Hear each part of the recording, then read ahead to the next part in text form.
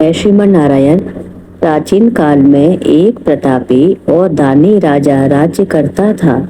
वह नित्य गरीबों और ब्राह्मणों की सहायता करता था।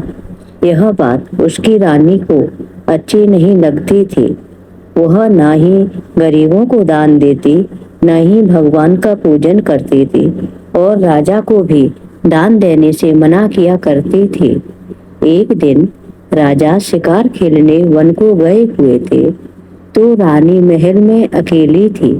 उसी समय बृहस्पति देव साधु वेश में राजा के महल में भिक्षा के लिए गए और भिक्षा मांगी। रानी ने भिक्षा देने से मना कर दिया और कहा, हे साधु महाराज, मैं तो दान पुण्य से तंग आ गई हूँ। मेरा पति सारा धन लुटाते रहते हैं।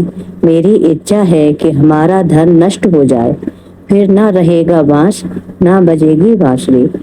साधु ने कहा, देवी, तुम तो बड़ी विचित्र हो।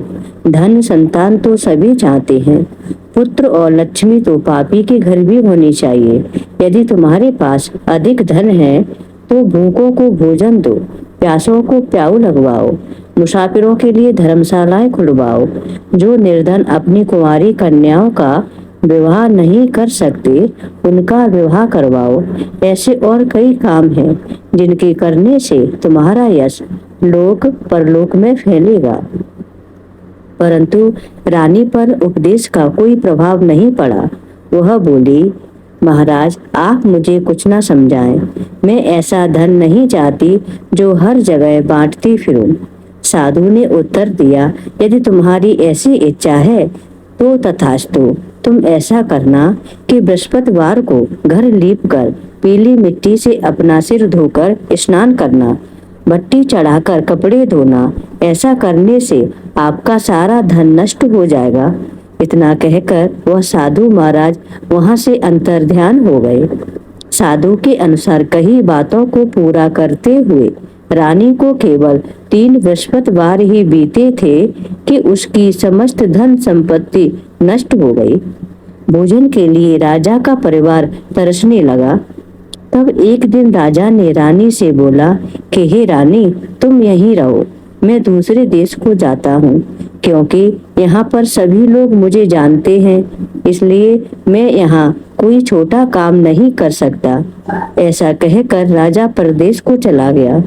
वहाँ वह जंगल से लकड़ी काट कर लाता और शहर में बेचता।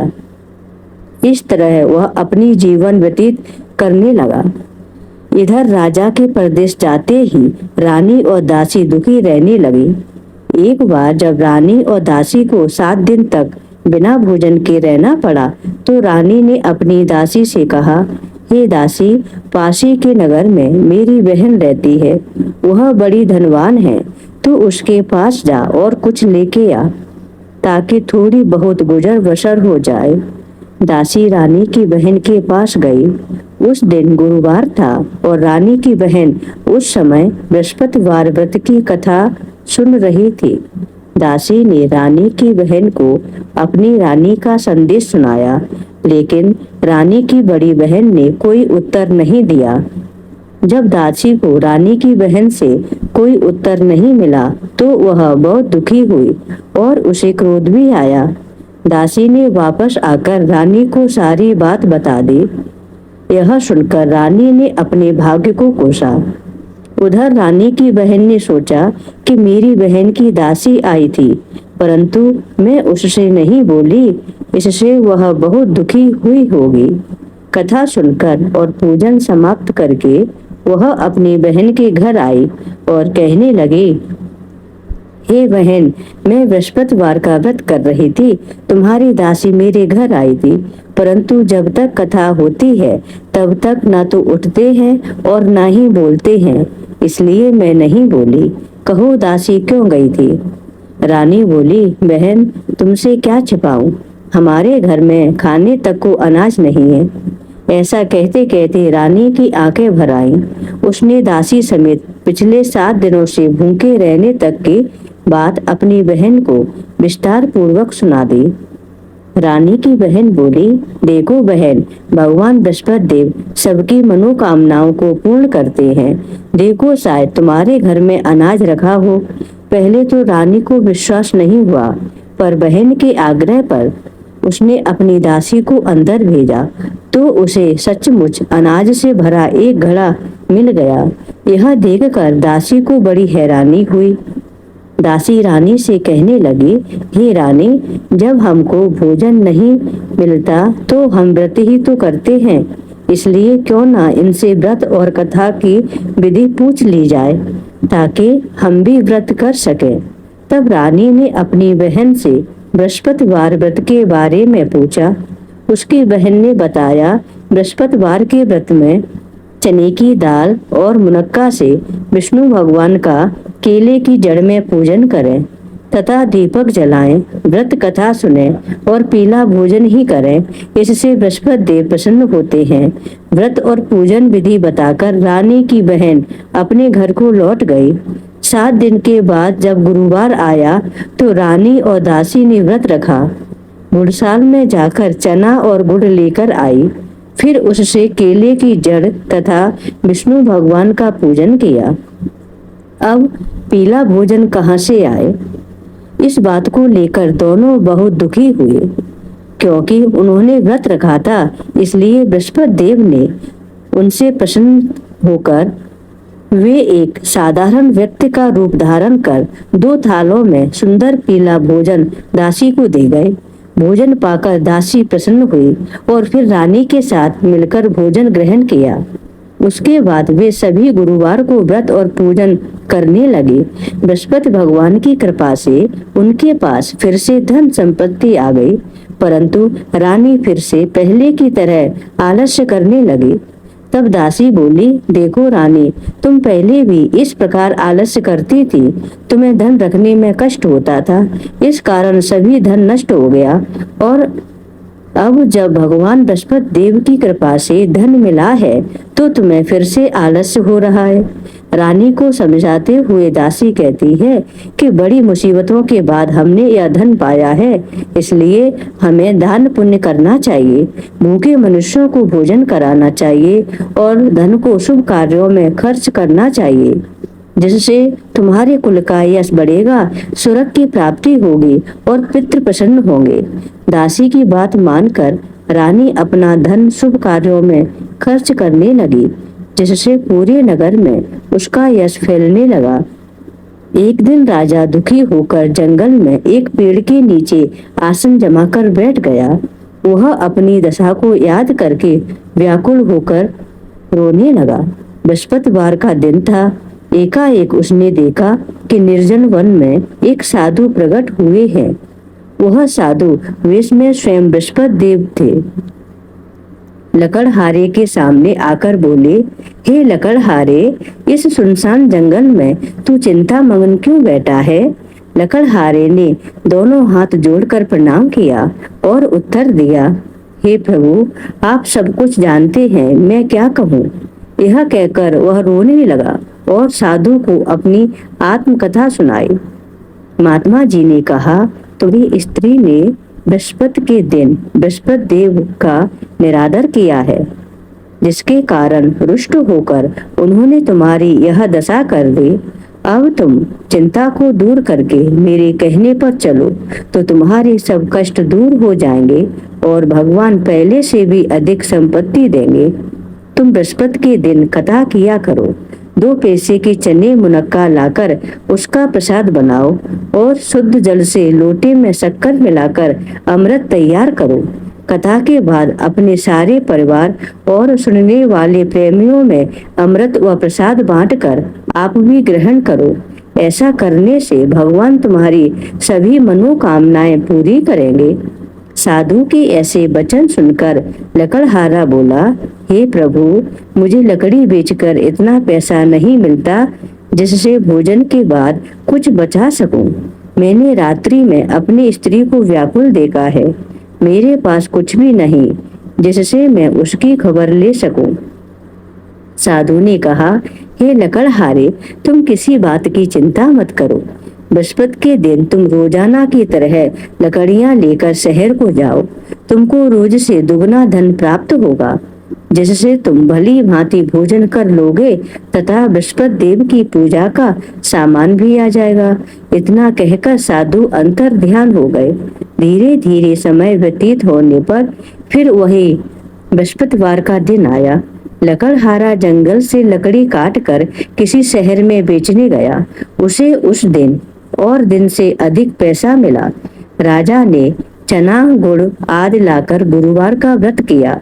उस दिन से उसके सभी क्लेश दूर हो गए। परंतु जब दूसरा गुरुवार का दिन आया तो बृहस्पतिवार का व्रत करना भूल गया। इस कारण बृहस्पति भगवान नाराज हो गए। उस दिन उस नगर के राजा ने विशाल यज्ञ का आयोजन किया तथा शहर में यह घोषणा करवा दी कि कोई भी मनुष्य अपने घर में भोजन न बनाए, न आग जलावे। समस्त जनता मेरे यहाँ भोजन करने आए। इस आज्ञा को जो नहीं मानेगा उसे फांसी की सजा दी जाएगी। इस तरह की घोषणा संपूर्ण नगर में करवा दी गई। राजा की आज्ञा अनुसार शहर के सभी लोग भोजन करने गए, लेकिन लकड़हारा कुछ देर से पहुंचा। इसलिए राजा उसको अपने साथ घर ले गया और ले जाकर भोजन करा रहे थे तो रानी की दृष्टि उस खूंटी पर पड़ी जिस पर उसका हार लटका हुआ था। वह वहां पर दिखाई नहीं दिया। रानी ने निश्चय किया कि मेरा हार इस मनुष्य ने चुरा लिया है। उसी समय सिपाहियों को बुलाकर उसको कारागार में डलवा दिया। जब लकड़हारा कारागार में पड़ गया और बहुत दुखी होकर विचार करने लगा कि न जाने कौन से पूर्व जन्म के कर्म से मुझे यह दुख प्राप्त हुआ है, और उसी साधु को याद करने लगा जो कि जंगल में मिला था। उसी समय तत्काल बृहस्पति देव साधु के रूप में प्रकट हुए और उसकी दशा को देखकर कहने लगे, अरे मूर्ख, तूने बृहस्पति देव की कथा नहीं करी, इस कारण तुझे दुख प्राप्त हुआ है।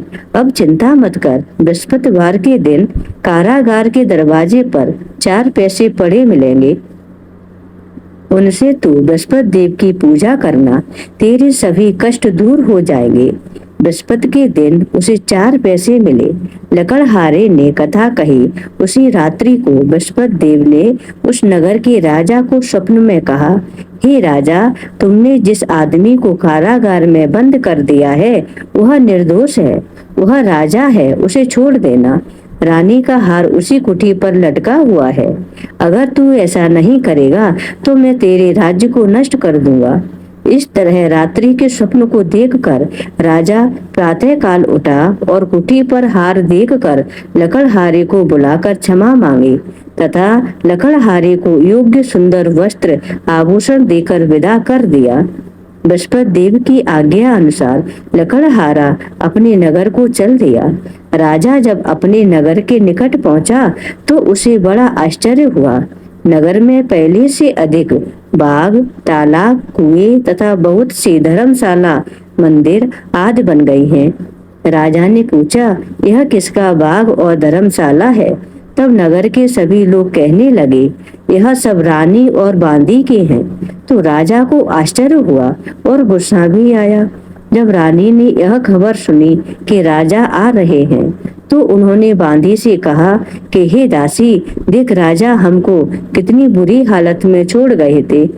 हमारी ऐसी हालत देखकर वह लौट न जाए, इसलिए तू दरवाजे पर खड़ी हो जा। आज्ञा अनुसार दासी दरवाजे पर खड़ी हो गई। राजा आए तो उन्हें अपने साथ लिवा लाई। तब राजा ने क्रोध करके अपनी रानी से पूछा कि यह धन तुम्हें कैसे प्राप्त हुआ? तब उन्होंने कहा, हमें यह सब धन बृहस्पति देव के इस व्रत के प्रभाव से प्राप्त हुआ है।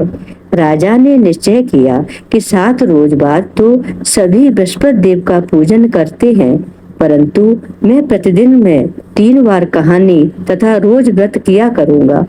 अब हर समय राजा के दुपट्टे में चने की दाल बंधी रहती तथा दिन में 3 बार कहानी कहता। एक रोज राजा ने विचार किया कि चलो अपनी बहन के यहाँ हो आवे। इस तरह निश्चय कर राजा घोड़े पर सवार हो अपनी बहन के यहाँ को चला। मार्ग में उसने देखा कि कुछ आदमी एक मुर्दे को लिए जा रहे हैं। उन्हें रोककर राजा कहने लगा, अरे भाइयों, मेरे बृहस्पति देव की कथा सुन लो। वे बोले, लो, हमारा तो आदमी मर गया है, इसको अपनी कथा की पड़ी है। परंतु कुछ आदमी बोले, अच्छा कहो, हम तुम्हारी कथा भी सुनेंगे। राजा ने दाल निकाली और जब कथा आदि हुई कि मुर्दा हिलने लगा और जब कथा समाप्त हो गई तो राम राम करके मनुष्य उठकर खड़ा हो गया। आगे मार्ग में उसे एक किसान खेत में हल चलाता मिला।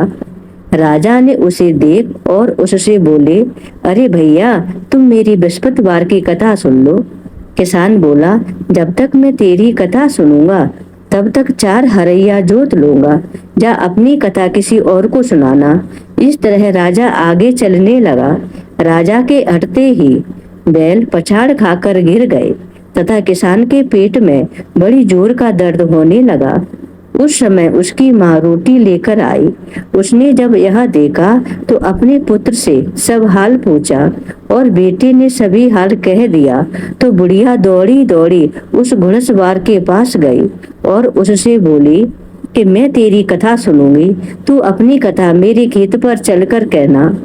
राजा ने बुढ़िया के खेत पर जाकर कथा कही, जिसके सुनते ही वह बैल उठ खड़े हुए तथा किसान के पेट का दर्द भी बंद हो गया।